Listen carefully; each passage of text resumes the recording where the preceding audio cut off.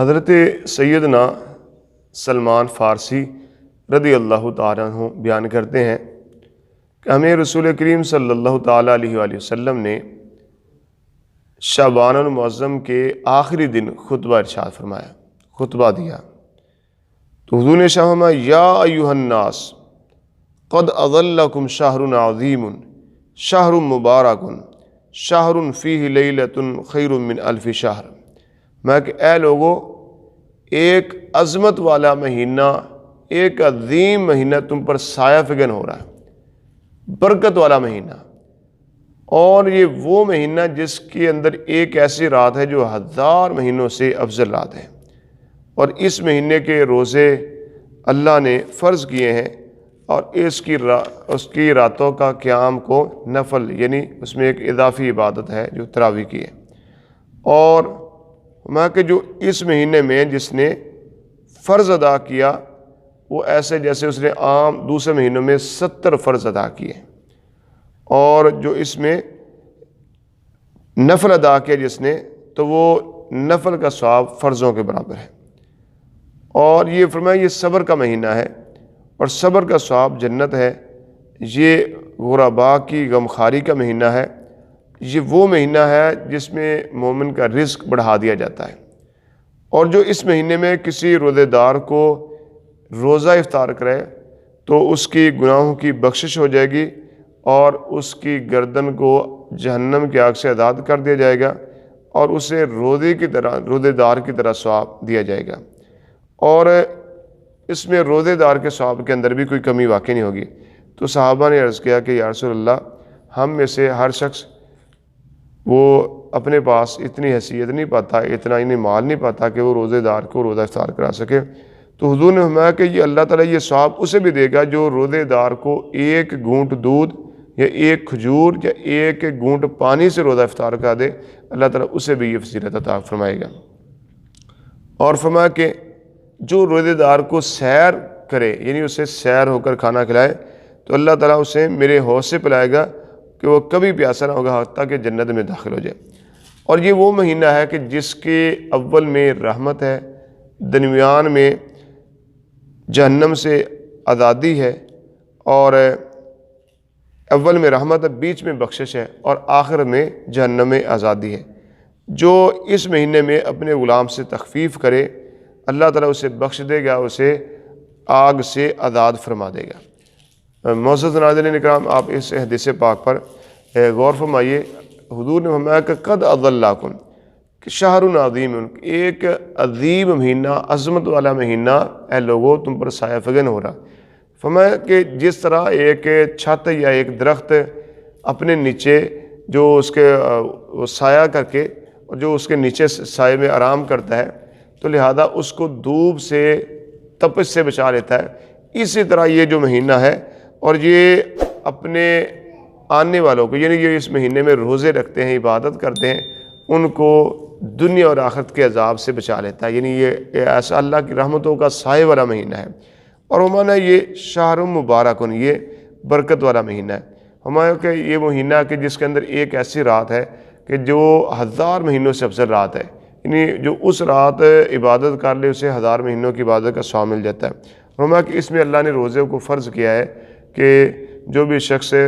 تندرست ہے، ٹھیک ہے، اور اس کو شرعی بیماری نہیں ہے، کوئی رخصت نہیں ہے، تو اسے روزے رکھنا فرض ہے۔ اور فرمایا کہ اس کی رات کی راتوں کو قیام کو نفل کیا، یعنی جو اس کی رات رمضان کی راتوں میں جو تراویح کی عبادت ہے،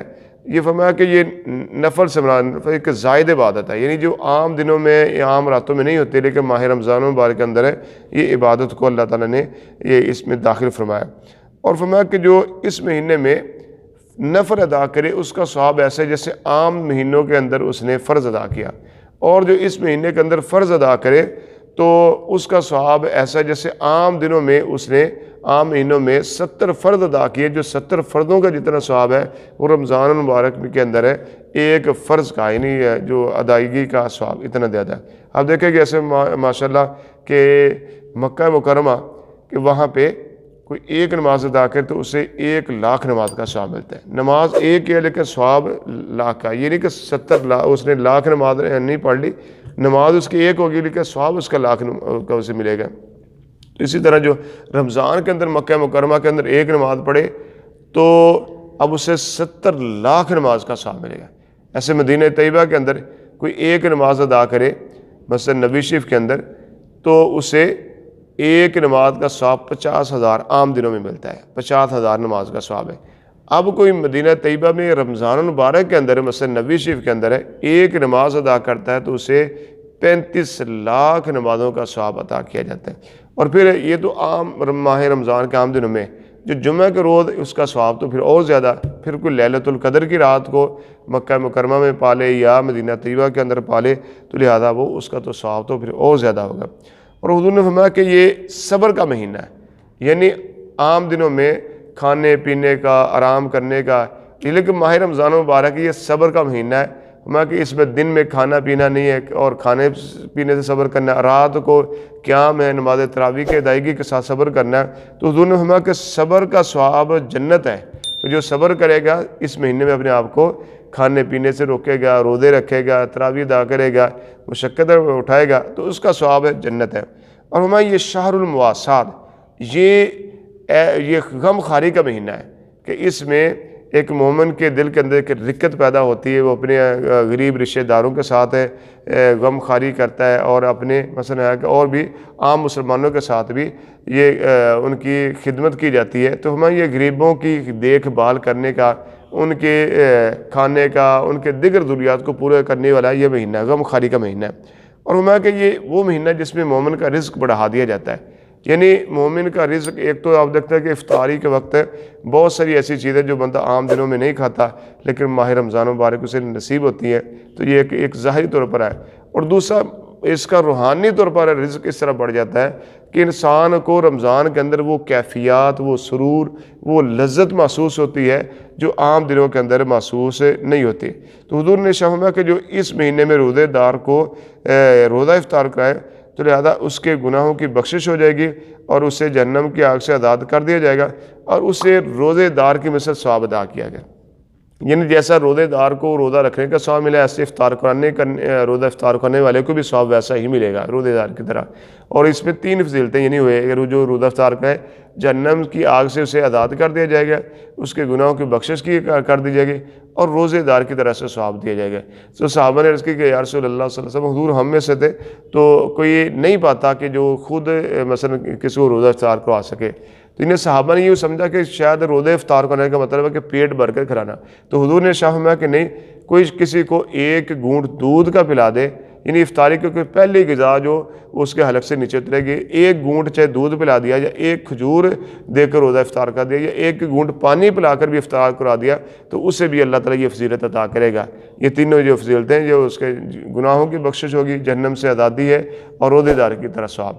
تو پھر فرمایا کہ جو کسی روزے دار کو سیر کرے، یعنی اسے پیٹ بھر کر کھلائے، پیٹ بھر کر پلا دے، تو اس کا جو ثواب ہے آقا علیہ الصلوۃ والسلام وہ میرے حوض سے پیے گا اور جنت میں داخلے تک کبھی وہ پیاسا نہیں ہوگا۔ سبحان اللہ۔ جو روزے دار کو یہ کھانا کھلائے، سیر ہو کر اسے یعنی وہ کھانا کھا لے تو اس کا ثواب حضور کے وہ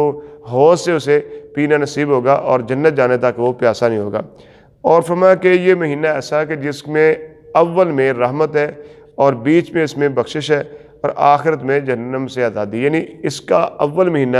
یہ اللہ تعالیٰ کی رحمتوں کے نزول کا مہینہ ہے، اور جو دوسرا اس کا عشرہ ہے درمیان جو ہے یہ گناہوں کی بخشش کا عشرہ ہے، اور جو تیسرا ہے یہ جہنم سے آزادی کا عشرہ ہے۔ اور حضور نے فرمایا کہ جو اس مہینے میں اپنے غلام سے تخفیف کرے تو اللہ تعالیٰ اسے بخش دے گا اور اسے جہنم سے آزاد فرمائے گا۔ یعنی وہ جو یہ مہینہ ہے اس میں اپنے ملازم سے کم کام لے اور کم کام لینے کے ساتھ اس کی تنخواہ کو بھی نہ ختم کرے، یعنی کم نہ کرے، اور اس کا کھانا پینا جو ہے اس کا جو اخراجات وہ بھی اسے پورے دے، تنخواہ بھی اسے پوری دے، اور اسے کام کے جو ڈیوٹی کم کر دے تاکہ اچھے طریقے سے وہ روزہ رکھ سکے اور روزے کو پورا کر سکے اور ماہ رمضان میں کی جو عبادت ہے اچھے طریقے کر سکے۔ تو جو اپنے ملازم سے، اپنے غلام سے، اپنے نوکر سے، خادم سے کم کام لے، اس کے کام میں تخفیف کرے، تو آقا علیہ الصلوۃ والسلام نے فرمایا کہ اللہ تعالیٰ اسے بخش دے گا اور اسے جہنم سے بھی آزاد فرما دے گا۔ اللہ کریم کی بارگاہ میں دعا اللہ تعالیٰ ہمیں ماہ رمضان کی کامل برکات عطا فرمائے۔